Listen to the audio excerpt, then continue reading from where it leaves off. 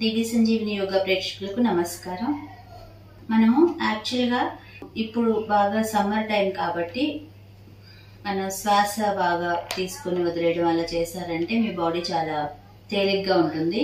అలాగే మనం శ్వాస ఎక్కువ తీసుకోవడం వల్ల ఏదైతే హ్యూమిడిటీ ఉందో దాన్ని మనం భరించగలుగుతాం. ఇప్పుడు మనం ఆ శ్వాస ఎలా తీసుకోవాలి, అలాగే మీకు చెస్ట్ లంగ్స్ పార్ట్ బాగా హెల్దీగా ఉండాలి అంటే, అలాగే మీరు లంగ్స్ పార్ట్ ఆరోగ్యంగా ఉంచుకోవాలన్నప్పుడు ఎలాంటి శ్వాస చేస్తే, అలాగే మీ ఫేస్ ఎప్పుడు గ్లోగా ఉండాలి, రోజంతా హెల్దీగా గ్లోగా మీరు చాలా రిలాక్స్డ్గా పీస్ఫుల్ పర్సన్గా కనిపించాలంటే ప్రతి ప్రాబ్లమ్ని మీరు పాజిటివ్గా రిసీవ్ చేసుకొని దానికి వెంటనే మీకు సొల్యూషన్, మీకు మీరుగా సొల్యూషన్ ఇచ్చుకోవాలనుకునే వాటికి మంచి ఐడియాలజీ పెరగాలంటే ఎలాంటి బ్రీతింగ్ చేయాలో, ఎలాంటి శ్వాసక్రియ మనం రోజు ప్రాక్టీస్ చేయాలో రోజువారీ ప్రాక్టీస్లో పెట్టుకునేదాన్ని ఇప్పుడు నేను చూపిస్తాను. చక్కగా మీకు వీలైన ఆసనంలో కూర్చోండి. ఇది ఎవరైనా చేయొచ్చు. ఎవరికైనా టీత్ సర్జరీ అయినా వాళ్ళు కొన్ని రోజులు ఆపేసి మీ డాక్టర్ సజెషన్తో మళ్ళీ స్టార్ట్ చేసుకోవచ్చు. లేదు మీ నిపుణుల దగ్గర ఆ ప్రాబ్లం చెప్పి చేయొచ్చో లేదో అడిగి చేసుకోవచ్చు. ఇప్పుడు మనం అది ఎలా చేయాలంటే, చక్కగా మీరు సుఖాసనంలో కూర్చోండి, లేదా మీకు వీలైన ఆసనంలో కూర్చోండి. రెండు చేతులు అరచేతి మీద అరచేయి పెట్టుకోండి. బొటన వేలుని టిప్స్ ప్రెస్ చేస్తూ పెట్టుకోండి. ఇలా కూర్చున్నప్పుడు మీ నడుము, మీ నెక్ పార్ట్ నిటారుగా ఉండాలి. అలాగే ఒక 5 నుంచి 10 సెకండ్ల వరకు మీ శ్వాసను మీ అధీనంలోకి తెచ్చుకోండి. ఒక చిరునవ్వును కూడా ప్రాక్టీస్ చేస్తూ ఉండండి 5-10 సెకండ్లో.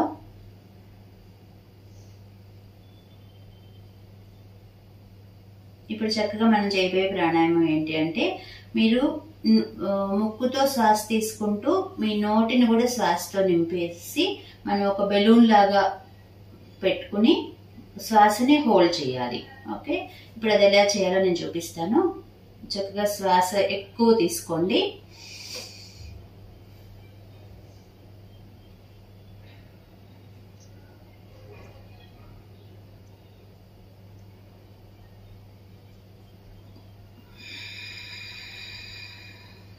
మీరు శ్వాస తీసుకున్నాక మీ నోటిని, మీ బుగ్గల్ని బాగా శ్వాసతో నింపేసి ఒక బెలూన్ లాగా పెట్టేసి దాన్ని, ఆ శ్వాసని మీ శరీరం లోపలతో పాటు నోట్లో కూడా హోల్డ్ చేసి పెట్టాలన్నమాట.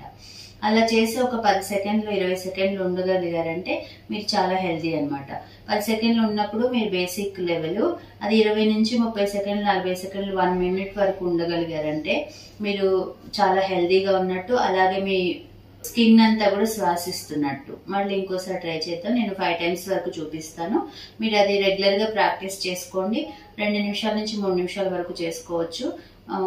ఇప్పుడే స్టార్ట్ చేసిన వాళ్ళైతే బేసిక్ లెవెల్ అనుకోండి, మీరు ఒక 10 సెకండ్ల వరకు చేయండి. రిపీటెడ్ గా ఒక 5-10 సార్లు చేయండి. అదే మీకు చాలా ప్రాక్టీస్ ఉంది శ్వాసలో అని అనుకుంటే మీరు 1 మినిట్ ఒక శ్వాసని, అలాగే ఒక 5 నిమిషాలు 5 శ్వాసలు ప్రాక్టీస్ చేయొచ్చు, లేదా 10 నిమిషాల్లో 10 శ్వాసలు ప్రాక్టీస్ చేయొచ్చు. మీకు ఉన్న స్ట్రెంగ్త్ ని బట్టి చేసుకోండి. ఇప్పుడు ఎలా చేయాలో ఇంకోసారి చూద్దాం. శ్వాస తీసుకోండి, ఎక్కువగా తీసుకోవాలి, అది కూడా ముక్కుతో తీసుకోవాలి. శ్వాస తీసుకున్నాక మీ బుగ్గల్ని శ్వాసతో నింపేయాలి.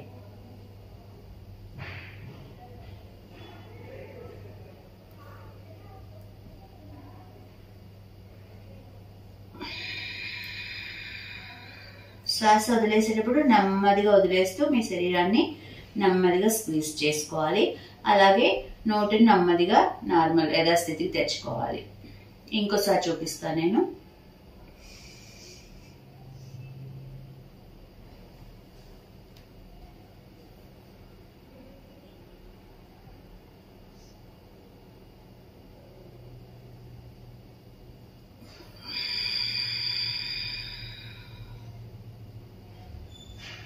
ఇలా చేసుకున్న తర్వాత మీ చేతుల్ని ధ్యాన ముద్రలో పెట్టుకుని మీ శరీరాన్ని గమనించండి, లోపల బయట గమనించండి. ఈ శ్వాస చేసిన తర్వాత మీకు ఎలాంటి ఫీలింగ్ ఉంది, మీ శరీరం ఎలా అనిపిస్తుంది అనేది మీకు తెలుస్తుంది అనమాట.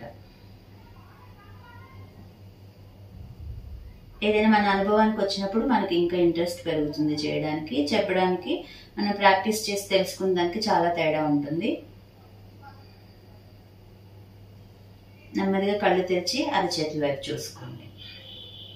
చూసారు కదా, మీరు ఇలా చేసుకుంటే నెమ్మదిగా మన శ్వాసతోనే చాలా హెల్త్ ప్రాబ్లమ్స్ ని క్యూర్ చేసుకోవచ్చు.